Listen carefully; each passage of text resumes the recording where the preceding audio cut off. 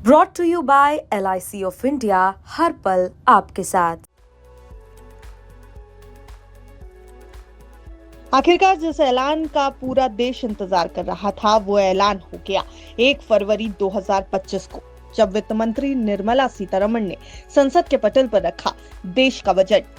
आम जनता को वित्त मंत्री से जिस ऐलान की उम्मीद थी, जिस ऐलान का जनता आस लगाए बैठी थी, वो ऐलान हो गया। इनकम टैक्स स्लैब में बदलाव हो गया और अब 12 लाख तक की आपकी इनकम पर आपको कोई टैक्स नहीं देना है। आम जनता के लिए एक बड़ी राहत, बड़ी खबर आई और इस राहत भरे ऐलान के बाद शेयर बाजार में भी काफी उथल पुथल देखने को मिली। यानी अगर बात की जाए बीते हफ्ते की, तो बीते हफ्ते बाजार काफी वॉलेटाइल नजर आया है।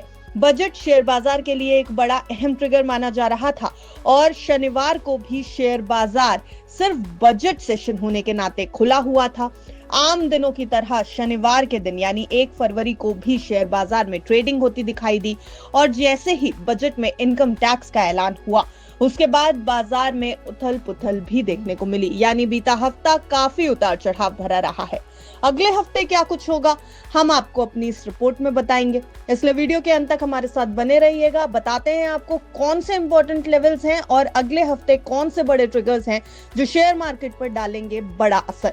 आने वाले हफ्ते में क्या कुछ होगा, इसको समझने से पहले एक बार एक नजर डाल लेते हैं बीते हफ्ते के कुछ जरूरी आंकड़ों पर। निफ्टी की अगर बात की जाए तो बीते हफ्ते निफ्टी 1.68% चढ़कर 23,482 अंकों के लेवल पर बंद हुआ है। वहीं बैंक निफ्टी ने अपना कारोबार लगभग 2.5% की बढ़त के साथ 49,506 अंकों के साथ बंद किया।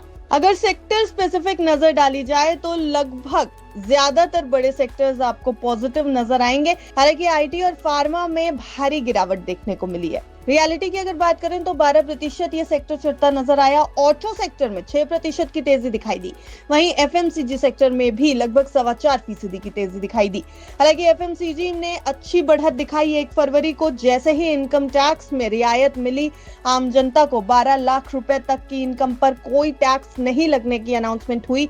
उसके बाद एफएमसीजी सेक्टर भी अच्छी तेजी दिखाता नजर आया। फाइनेंशियल सर्विसेज की अगर बात करें तो यहाँ 3.25% से ज्यादा की बढ़त देखने को मिली। एनर्जी, मेटल और मीडिया टूटते दिखाई दिए। एनर्जी में लगभग 0.27% की गिरावट दिखी। मेटल में 2.25% से ज्यादा की गिरावट दिखी। वहीं मीडिया में 2% के आसपास की गिरावट दिखी। फार्मा और आईटी की बात की जाए तो फार्मा 3.25% टूटता दिखाई दिया। वहीं आईटी में 4.25% की गिरावट देखने को मिली। एक नजर गेनर्स और लूजर्स पर भी डालनी जरूरी है। टॉप गेनर बना है बीते हफ्ते ट्रेंड, वो भी 13% की बढ़त के साथ। आईटीसी होटल्स निफ्टी के टॉप लूजर्स में शामिल रहा। यहाँ गिरावट थी 34% से ज्यादा की। लेकिन अब सवाल ये कि आखिर आने वाले हफ्ते में बाजार में क्या कुछ हो सकता है। तो देखिए, अगर बात करें कि क्या कुछ होगा आने वाले हफ्ते में और वो कौन से ट्रिगर्स हैं जो बाजार की दिशा और दशा तय करेंगे, तो बजट 2025 में हुए ऐलान का बड़ा असर बाजार पर अगले हफ्ते पड़ता नजर आएगा। क्योंकि शनिवार के दिन ट्रेडिंग हुई है आम दिनों की तरह, लेकिन उसके बाद बाजार बंद हो गया। सोमवार को जब बाजार खुलेगा तो इस ऐलान का असर बाजार पर देखने को मिलेगा। बजट 2025 में इनकम टैक्स में मिली राहत से लोगों के हाथ में ज्यादा पैसा बचने की उम्मीद की जा रही है। कंजम्पशन को बढ़ावा मिलने की उम्मीद की जा रही है और ऐसा माना जा रहा है कि ये जोमैटो जैसे कंजम्पशन स्टॉक्स पर एक बड़ा पॉजिटिव असर छोड़ सकता है। 1 फरवरी को भी FMCG, consumer durables, real estate और ऑटो शेयरों में लगभग 2-3% की बढ़त दर्ज की गई थी और माना जा रहा है कि एफएमसीजी सेक्टर अगले हफ्ते भी अच्छी ग्रोथ दिखाता नजर आएगा। कुछ इंपॉर्टेंट पॉइंट्स पर अगर नजर डालें तो सरकार का फोकस इंफ्रास्ट्रक्चर के बजाय कंजम्पशन बढ़ाने पर रहा है। बजट स्पीच में इसकी झलक साफ देखने को मिली है। सरकार ने एक बैलेंस्ड बजट पेश किया है। संस्थागत निवेशक बजट को थम्स अप देंगे ऐसी उम्मीद भी की जा रही है और अब कंपनियों का क्षमता विस्तार पर जोर होगा, यानी कैपेसिटी एक्सपेंशन पर कंपनियां नजर डालेंगी। अगले हफ्ते 7 फरवरी को आरबीआई की पॉलिसी आनी है जो बाजार के लिए एक बेहद बड़ा ट्रिगर है। उसके अलावा डोनाल्ड ट्रंप की टैरिफ पॉलिसी का असर भी अगले हफ्ते बाजार पर होता नजर आएगा, क्योंकि जब ये टैरिफ पॉलिसी अनाउंस की गई थी तो ग्लोबल मार्केट बंद थी, सिर्फ भारतीय बाजार में कामकाज हो रहा था। शनिवार का दिन था, इसलिए सोमवार को जब बाजार खुलेंगे तो इस टैरिफ पॉलिसी का असर देखने को मिल सकता है। मिड कैप शेयरों की सेहत संभलने में अभी थोड़ा समय लगता दिखाई दे रहा है, इसलिए इसमें इमीडिएट तेजी की उम्मीद ना करें। बाजार में गिरावट पर नियमित निवेश जारी रखने की सलाह है। मार्केट एक्सपर्ट्स भी ऐसा ही कह रहे हैं कि नियमित निवेश बाजार में बाय ऑन डिप्स की स्ट्रैटेजी के साथ जारी रखें। अगले हफ्ते कुछ बड़े नतीजे भी आने वाले हैं जो बाजार के लिए बेहद बड़ा ट्रिगर साबित होंगे।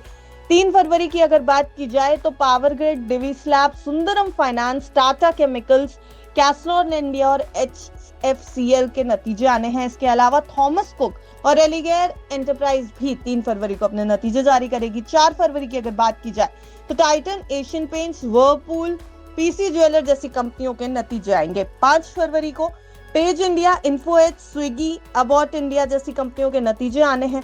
नीलकमल, जागरण प्रकाशन, रैमको सिस्टम, उगर शुगर भी 5 फरवरी को अपने नतीजे जारी करेंगी। वहीं 6 फरवरी को Airtel, SBI, ITC, Trent, Britannia, REC, BSE इन सभी के तिमाही नतीजे जारी होने हैं।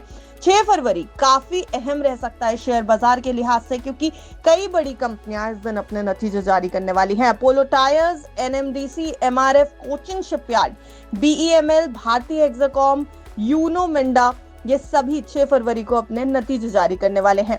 वहीं 7 फरवरी की अगर बात की जाए तो ये एक बेहद अहम दिन रहेगा, क्योंकि इस दिन RBI पॉलिसी आनी है। उसके अलावा delivery, shipping corporation, Borosil, Rolex, VST ये सभी कंपनियां 7 फरवरी को अपने तिमाही नतीजे जारी करेंगी। देखिए, कुछ इंपॉर्टेंट इवेंट्स हैं जिनकी बात की जा रही है भारतीय लिहाज और ग्लोबल मार्केट के लिहाज से भी, वो भी आपको बताते चलते हैं, क्योंकि इनका भी बड़ा असर बाजार पर पड़ता दिखेगा। 3 फरवरी को यूएस की S&P ग्लोबल मैन्युफैक्चरिंग PMI का डेटा आना है। वहीं 4 फरवरी को FOMC मेंबर बोस्टिक की स्पीच है।